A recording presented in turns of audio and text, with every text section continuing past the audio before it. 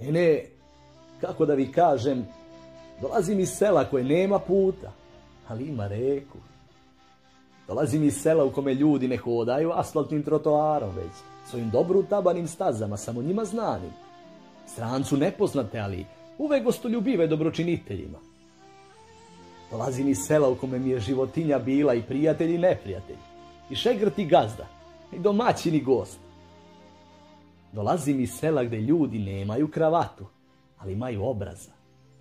Gde se ne potpisuju tapije i razne artije, ali se poštuju reči. Dolazim iz jednog sela gde sam od pećine učio tišinu i šapat, a od slapa buku i razgovetnost.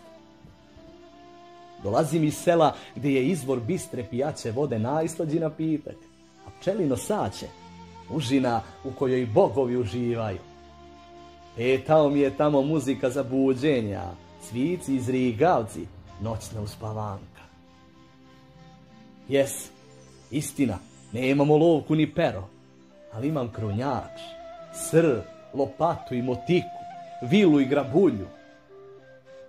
Dolazim iz sela gde nema visokih škola i fakulteta, ali opet umem da vodim kuću. Gledam, kod vas je sve više škola, a sve manje znanja. Sve većih učionica, a sve manje dece. Sve je više religija, a sve manje vernika. I sve je više crkvi, a sve manje hodočasnika. A ja dolazim iz sela gde nema crkve. Ljudi se pod hrastom mole. Zapis ga zovu. Dolazim iz sela gde nema oltara, ali ipak ljudi žive u veri i Boga poštuju. Istina, ja nemam diplomu za razne gradske poslove, ali imam diplomu kako da živim. Jer ja dolazim iz sela kome nisam mogao da naučim da čitam i pišem, ali sam naučio da dišem, koračam i živim slobodno pod kapom nebeskom, bez pisanih pravila i zacrtanih međa. Jer moje selo nije obično selo. Moje selo je selo slobode. Te tako